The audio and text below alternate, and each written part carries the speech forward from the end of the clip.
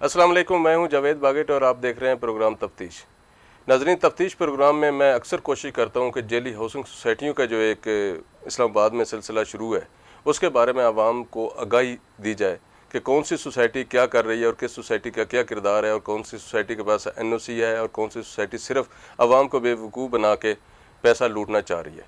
और ये ऐसा काम है कि जिसमें सुहाने ख्वाब दिखा के आम बंदे से, आम शहरी से, जो सादा लो शहरी होती है, उनको सुहाने ख्वाब दिखा कर वफाकी दारुल-हुकूमत में अपना घर बताकर, एयरपोर्ट के करीब प्लाट बताकर उनको बआसानी ट्रैप किया जा सकता है और उनको उनकी जमा पूंजी से महरूम किया जा सकता है। इस हवाले से मुतअद्दिद ऐसी सोसाइटियाँ जो वफाकी दारुल-हुकूमत को अब अपना मस्कन समझती हैं और वफाकी दारुल-हुकूमत में अपने दफातर बना कर वो ये समझते हैं कि ये उनके लिए एक आसान टारगेट है, ये ऐसी जगह है जहाँ पर आवाम को बड़ी आसानी से लूटा जा सकता है। तो आज मैंने पिछले दिनों भी जिक्र किया, लेकिन आज खसूसी तौर पर मैं कैपिटल वैली के हवाले से आपसे बात करूँगा और बताऊँगा कि कैपिटल वैली जो आजकल बड़े मकबूल हुई और जगह जगह पे बोर्ड, बड़े बड़े बोर्ड अवेज़ा कर रखे हैं, इसकी हकीकत क्या है।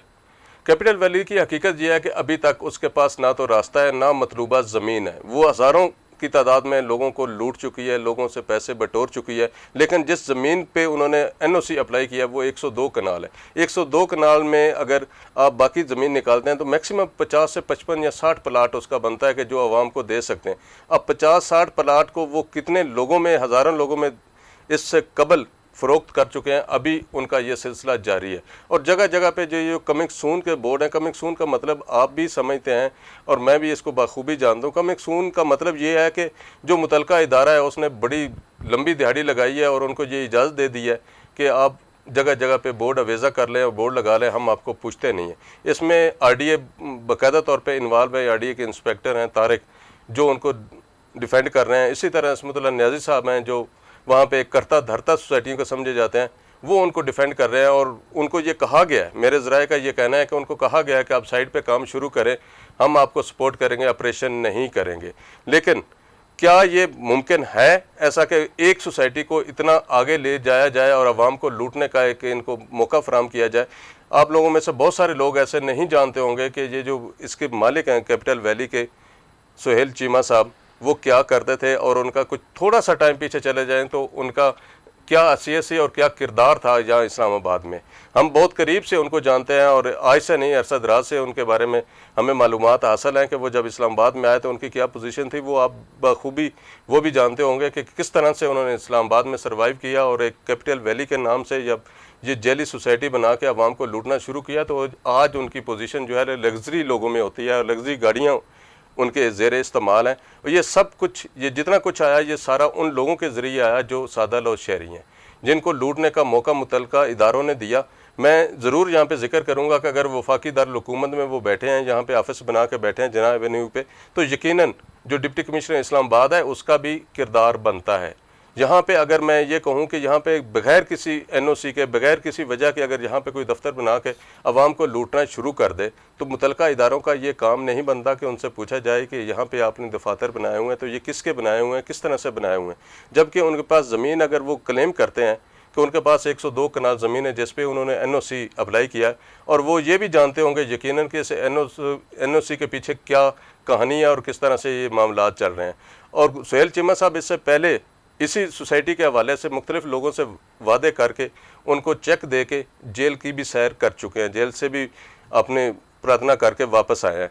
लेकिन अगर आवाम को ये धोखा दे रहे हैं तो आवाम को इस बात का इल्म होना चाहिए कि जो बंदा उनको इतने सुहाने ख्वाब दिखा रहा है कि हम आपको इस्लामाबाद में घर दे रहे हैं, 0 किलोमीटर है हमारा जनाब एयरपोर्ट, इस्लामाबाद एयरपोर्ट से फासला सोसाइटी का, तो उनको ये ज़रूर इल्म होना चाहिए कि उनकी अपनी क्या हैसियत है और क्या किरदार है इस सोसाइटी में, उनका किस तरह से आवाम को लूट रहे हैं। जब वो इब्तदाई तौर पे अपने साथियों के साथ जिनसे उन्होंने ज़मीनों के मुआहदे किए, जिनको उन्होंने चेक दिए, अगर उन्होंने उनके साथ वादे पूरे नहीं किए तो आवाम के साथ किए गए वादे किस तरह पूरे कर सकेंगे।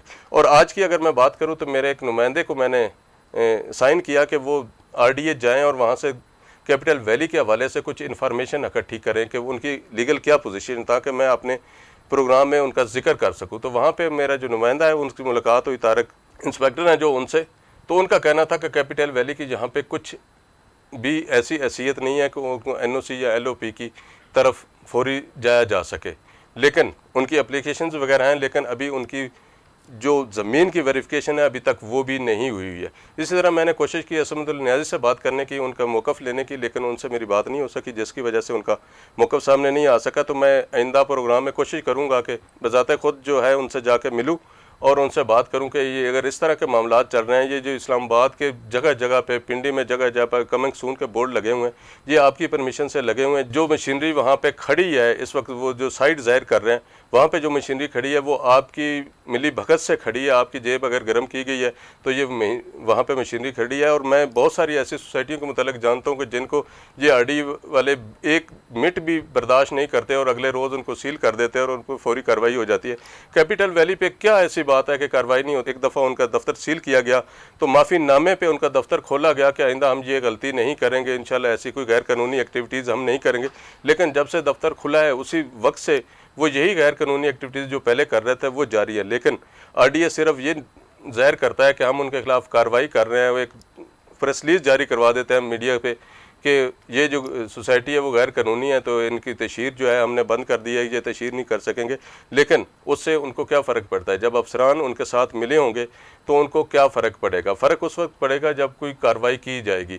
अब आरडीए वालों को ये बड़ी अच्छी तरह से पता है कि उनके पास क्या कुछ है, क्या कुछ नहीं है। वो सिर्फ पैसे को देख रहे हैं, बाकी चीज़ों को ये नहीं देख रहे हैं कि अवाम इसमें कितनी मुलव्वस हो रही है और अवाम किस तरह से लुट रही है और अवाम का क्या नुकसान हो रहा है। ना सिर्फ पाकिस्तान में, लेकिन समुंदर पार पाकिस्तानियों के साथ भी इसी तरह का बिहेव किया जा रहा है। आया उनको कैसे बचाया जा सकता है? अगर हमारे इदारे इस तरह की कार्रवाइयाँ नहीं करेंगे तो अवाम कहाँ जाएगी? अवाम इसी तरह लुटती रहेगी। ऐसे लुटेरे अगर मार्केट में सिर्फ सब्ज़ बाग दिखा को अवाम को बेवकूफ़ बनाते रहेंगे तो इदारों को चाहिए कि उनके खिलाफ कार्रवाई करें। लेकिन ये एक सवालिया निशान है ऐसे इदारों के लिए भी और ऐसे डिपार्टमेंट्स के लिए भी जो इनसे मुतल्लिका हैं, लेकिन उनको पूछते नहीं हैं।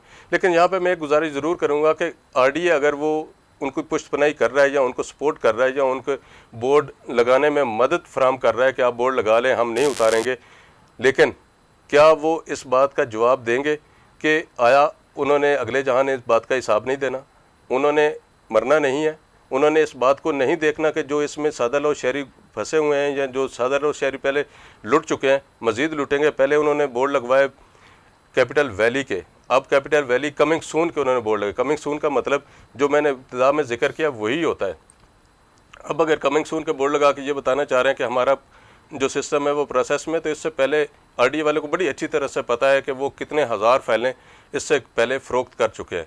लेकिन एक इसमें खुशहाल बात यह है कि कुछ इदारों से मेरी बात हुई है जो हमारे तहकीकाती इदारे हैं, उन्होंने इस बात की यकीन दहानी कराई है कि वो अपने तौर पर जो है इस पर कार्रवाई कर रहे हैं और तहकीकात कर रहे हैं। इंशाल्लाह बहुत जल्द जो है वो ये कानून के शिकंजे में होंगे और आवाम से लूटी की जो रकम है वो इंशाल्लाह आवाम को ज़रूर वापस दिलाई जाएगी। लेकिन इस कार्रवाई से पहले पता नहीं कितने और लोग लुट चुके होंगे।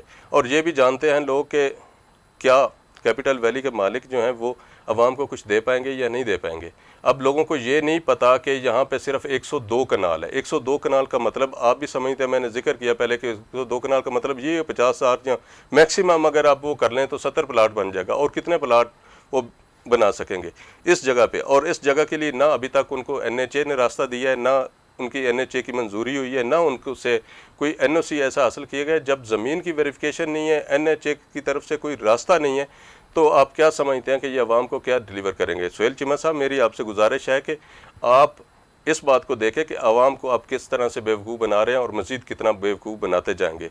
आवाम के हाल पर रहम कीजिए और ऐसे सिलसिले को उस वक्त तक बंद कर दीजिएगा जब तक आपके पास एनओसी नहीं होता। अगर आप बंद नहीं करेंगे तो हमारा काम है आवाम को आगाही देना।